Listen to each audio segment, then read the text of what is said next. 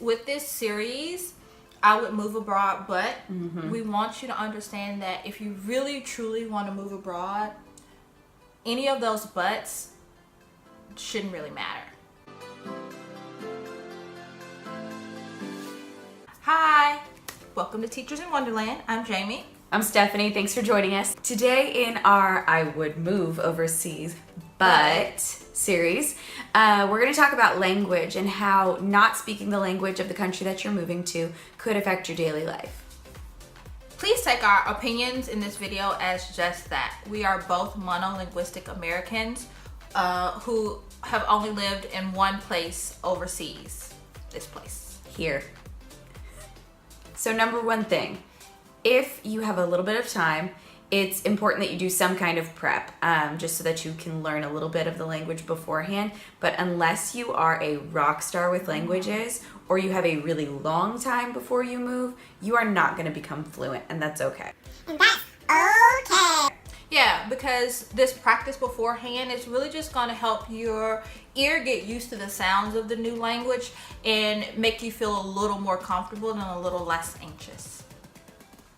Some methods that you can use to practice language are go to a class, or you could get a private tutor. Depending on where you live, you might not be able to find a class that offers the language that you need to learn, and both of these options are a little bit costly. If you're a teacher and you work Monday through Friday, you're going to have to carve out time in your schedule to go to these classes, which means you're going to have to get up on a Saturday morning or a Sunday afternoon to go.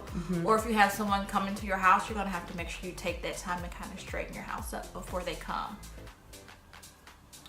If you would rather stay at home in your PJs,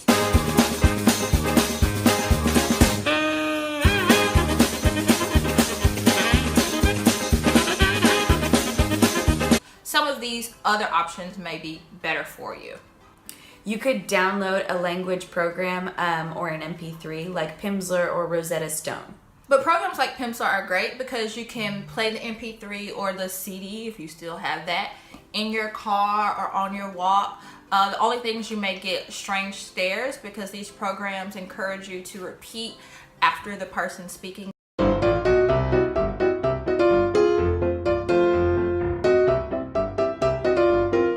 So you may be like, ni hao, blah, blah, blah, blah, blah, blah, blah, and people are looking at you like, what is she doing? Personally, I listen to my Pimsleur like while I'm cleaning the house or while I'm doing prep work at school, and if I feel comfortable and I know that I'm by myself, I will repeat, but otherwise I just let the audio book repeat over and over again so I can just hear it. The next option is to use APPs like Memrise or Duolingo. They create like a game basically with the language, and you're learning it bit by bit. It's a little bit more fun to do. And these programs are really great because you can do them almost anywhere you would regularly take out your phone to play the game. You can pull out your phone and log in into your Duolingo and do a short little session.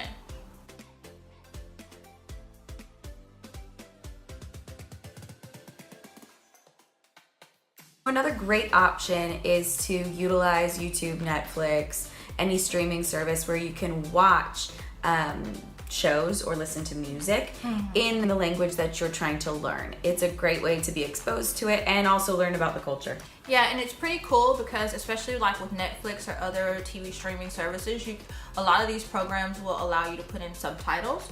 So I'm currently watching a show because I'm trying to learn Japanese, and I have on the English subtitles right now, and then my plan is to go back after I finish the show and try to rewatch it with looking at the subtitles less and less. In truth, unless you're a polyglot or super duper focused and spend a lot of time learning your language, the 7 or so months in between when you're hired and when you arrive in your new country is not going to be enough time for you to become fluent in your language that you're studying. We're going to give you a few tips that you can use once you arrive in your new location. Keep it in mind that you can continue to still use some of those other things, like bring your Pimsleur with you, continue to play your Duolingo. We do in the taxis and on the subways, but we're going to give you a few other tips to help you be a little less anxious. The first thing to keep in mind is English is spoken by about 20% of the whole world's population. Yes.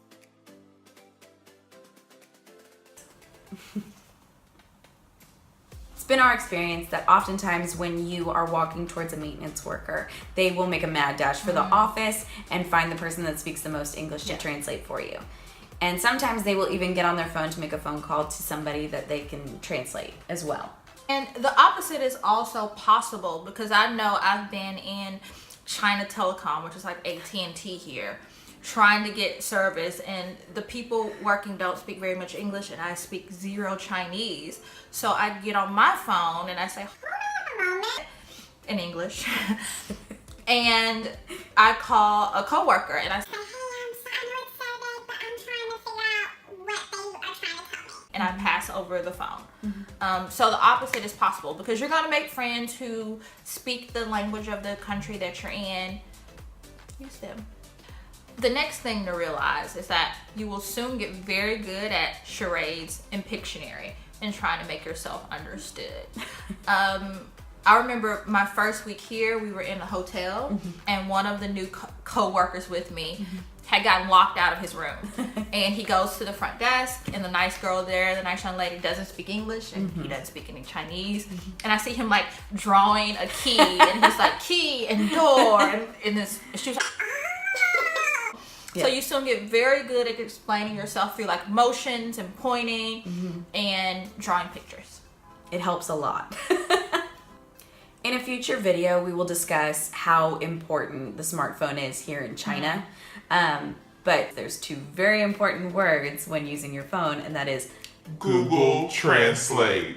Google Translate. Google Translate. Google Translate is a great app. It reads signs for you, but super important to remember, the translations are not always correct. Are not always correct. Yeah. And I think we found in our experience using Google Translate to try to communicate as simple as best. Sometimes you're like, oh, it's working, I'll just type this whole half a paragraph in here, and then the person reads and they're like, So you try to keep it like simple words, simple phrases, speak like a toddler. Or at least get somewhere close so they can at least go. Okay, stupid. Yeah. You won't know. It's right there. But then they won't tell you that it's different kinds of milk. So there's rice milk there's soy milk, there's cow's milk, there's goat's milk, and you happen to grab the one that isn't any of them, and it's just heavy cream for coffee. Because you don't know, because they're all white.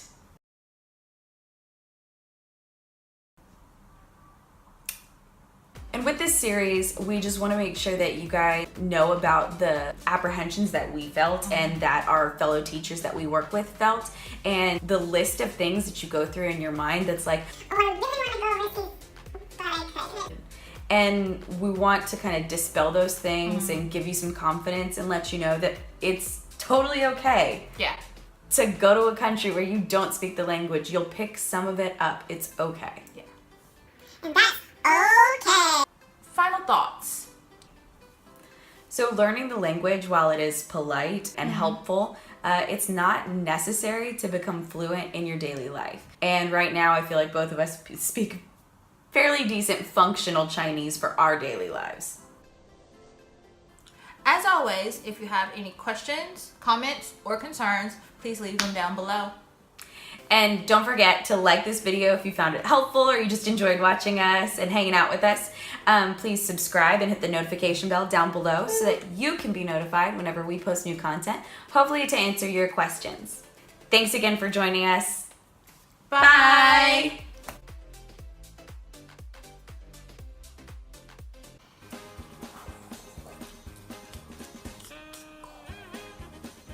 Look how muscular our dog goes.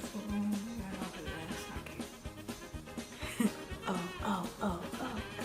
You have fun saying polyglot. I do, I like that. Polyglot. Because one day I want to be a polyglot. Polyglot. I want to be more than a one language person. What is glot? Poly obviously is many. Many. What is glot? I'm assuming languages, like someone who knows many languages, because that's what the word means. Like glot. Where does glot come from in that? Because poly is many. Well, you have your epiglottis, which is in your throat. Oh.